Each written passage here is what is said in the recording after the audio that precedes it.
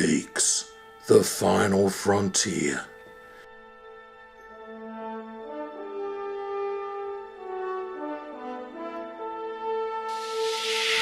These are the voyages of the Geek Primer.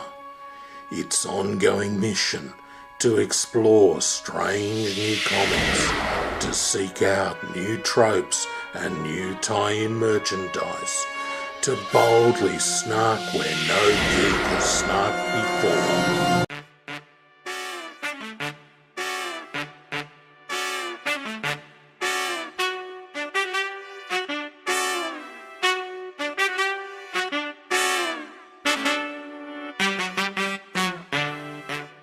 Hello and welcome to the Geek Primer. Listen to the following conversation. Captain's Log, Stardate 2263.48. The Enterprise is en route to the premiere of Star Trek Beyond. Objective: to access the first session and initiate social media postings before any competitive postings can be made. In preparation, we are updating all tablets and iPhones. Mr. Chekhov, report. Mr. Chekhov. I'm Spock. You're not Spock, you're Chekhov. I fear your emotions are clouding your judgment, Captain. Don't talk to me about emotions. You're not Spock, I'm Spock. I find your statement to be highly illogical, Captain. You are clearly Captain James T. Kirk, and you have been and always will be my friend. I'm Kirk and Spock. But I've got the ears. Take those off. They also double for my Legolas cosplay. Off. I can also do Count Orlok. I'm Kirk, I'm McCoy, and I'm Spock. So I get the ears. Then who am I? You are Mr. Chekhov. You are also Sulu, Uhura, Mr. Scott, Yeoman Rand, and Nurse Chapel. I'm Scotty. All right. You cannot change the laws of physics. Right. Now, where was I? Captain's Log en route to Star Trek Beyond. Mission. Are we classic Trek or reboot Trek? Why? Well, I need to know whether I'm young action Scotty or old Huffy Puffy Scotty. Oh wait, if I'm Rand and Chapel, then it has to be classic Trek because they're not in the reboot films. Not yet, but I'm sure it's only a matter of time. Can we continue? Aye, Captain. She cannot take much more of this. You're Chekhov. I am Pavel Chekhov. I am navigator and tactical officer on this vessel, Captain. Right. Captain's Log, Stardate 2263.48. The Enterprise is en route to Star Trek. Your ears. Or are you Captain Spock? Oh, because that would mean we're doing the movies, not the series. Because in the series, Spock was just a science officer. He didn't become a captain until Wrath of Khan. Fine. I'm Kirk now, okay? I knew you were Kirk. The emotions gave it away. Don't talk to him. He's not even part of the crew. He probably doesn't even know anything about Star Trek. I bet he thinks Mr. Spock is Dr. Spock. Not true. I know about Star Trek. In fact, I went out with a girl who was a Trekkie like you guys. Trekkie? How dare you? Yeah, we're Trekkers. Well, I'm a Trekker. You're definitely a Trekkie.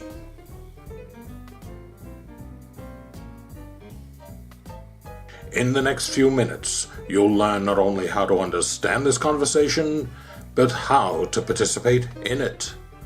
The conversation is about Star Trek Beyond. Captain's Log, Stardate 2263.48. the Enterprise is en route to the premiere of Star Trek Beyond. Star Trek Beyond is the 13th Star Trek film and the third installment in the reboot films. A prequel to the Star Trek TV series was first mentioned in 1968 by creator Gene Roddenberry. After Star Trek V, a script was written called The Academy Years, but shelved due to objections from Roddenberry and the fan base. A Star Trek film set at Starfleet Academy. I can see it now. Young Spock joins the Kobayashi fraternity, where he encounters a wacky group of students, led by a drunken degenerate, as they lock horns with the Romulan fraternity and the dean who wants to kick them off the campus. Sounds like a winner to me.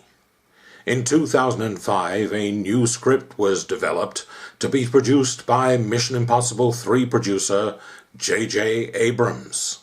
In February 2007, Abrams accepted the offer to direct the film, explaining that after reading the script, he would be too envious of whoever stepped in to direct the movie. Envy, the age-old reason to make a film.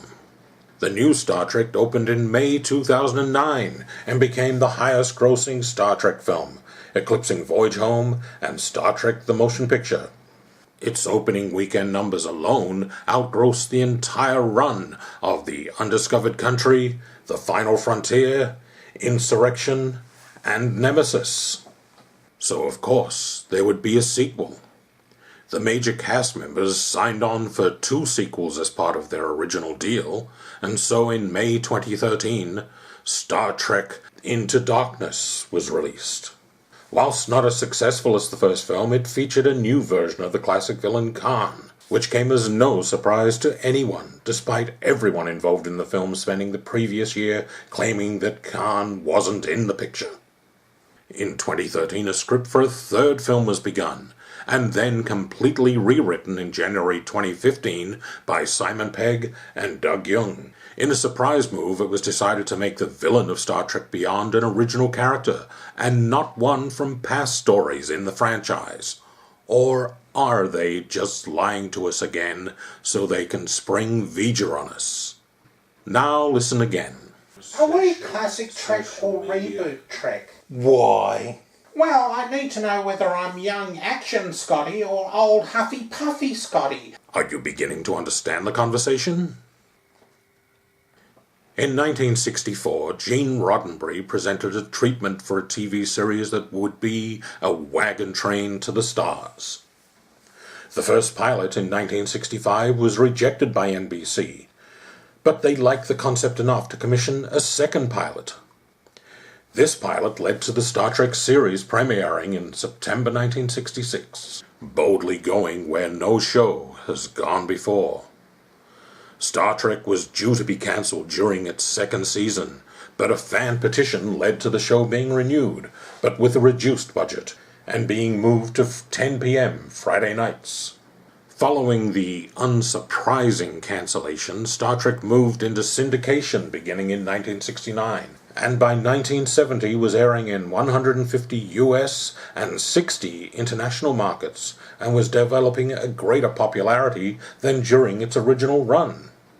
This newfound success led to the idea of reviving the franchise, and so in 1973, Star Trek lived again as Star Trek the Animated Series. Following the success of Star Wars and Close Encounters of the Third Kind, Paramount felt the time was right for a Star Trek movie, and so Star Trek the Motion Picture.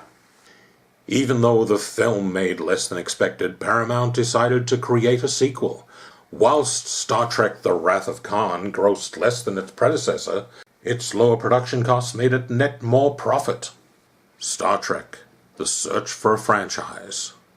Further films followed, with the fourth, The Voyage Home, being the second most financially successful following Star Trek the Motion Picture, and the third most successful overall.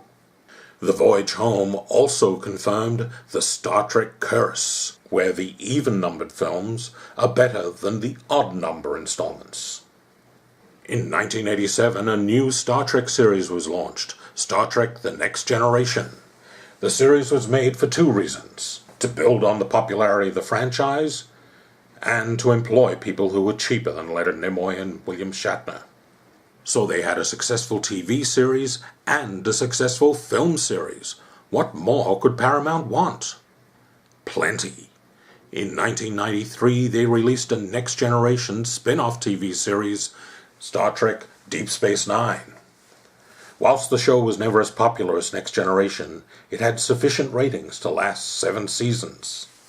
Star Trek The Next Generation finished in May 1994, but was back in November taking over the movies from the original cast. But that left Paramount with only one Star Trek TV series. That couldn't last. So in 1995, Star Trek Voyager premiered, running once again for 7 seasons. When Voyager ended in 2001, a new Star Trek series was launched, Enterprise. However, Enterprise did not enjoy the same high ratings as its predecessors. And after a fan campaign to have the show renewed for a 4th season, it was moved to the Friday night death slot before being cancelled in May 2005. Meanwhile, in the movies, the 10th Star Trek film, Nemesis, became the film to break the Star Trek curse by being an unsuccessful, even-numbered film. The cancellation of Enterprise and the poor box office of Nemesis cast an uncertain light on the future of the franchise. It's dead, Jim. But the success of the reboot series has revitalized the franchise, and has even prompted the return of a Star Trek TV series to be launched in 2017. So it's life, Jim. But will it be as we know it? Let's continue. If I'm Rand and Chapel, then it has to be classic Trek because they're not in the reboot films. Not yet, but I'm sure it's only a matter of time. Reboot. Reboot. Reboots are when all continuity in an established series is discarded in order to recreate its characters, timelines, and backstory from the beginning. Reboots are often used to renew interest in a series that may have grown stale. They are seen as a safe project for a studio, as a reboot with an established fanbase is less risky. Reboots also allow the casting of a new set of younger actors in familiar roles in order to attract a younger audience. Reboots are also perfect for people with short memories. Let's continue. I went out with a girl who was a Trekkie like you guys. Trekkie? How dare you? Yeah, we're Trekkers. Both Trekkie and Trekker are names for Star Trek fans. But what is the difference? A Trekkie is a fan who is extremely passionate about the series and knows every detail of every episode. Whereas a Trekker is... No, a Trekker is the extremely passionate fan.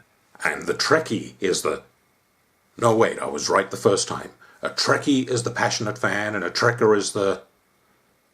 Wait, okay, Trekkies and Trekkers are both extremely passionate Star Trek fans, especially about whether they're referred to as Trekkies or Trekkers. Star Trek fandom has existed for as long as the Star Trek series. Significant dates in Star Trek fandom include 1967, when the first fanzine was published with fan fiction. 1967 also saw the first use of the term Trekkie.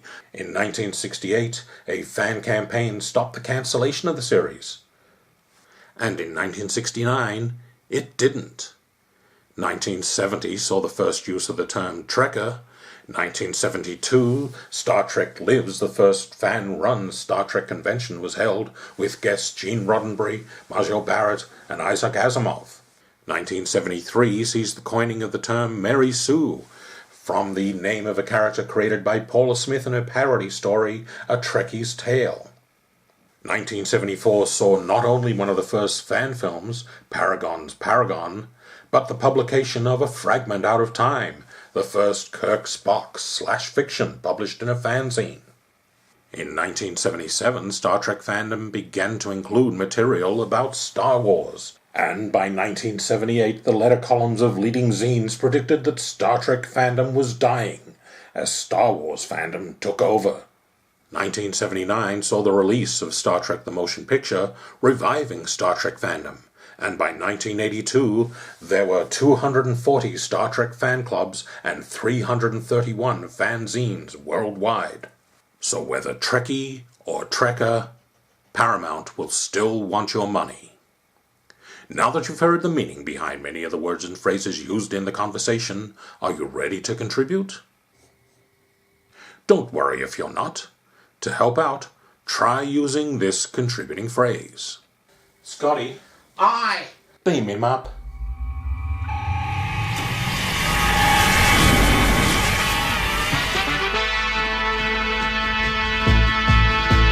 Good luck, and be sure to check back again for more conversations on the Geek Primer.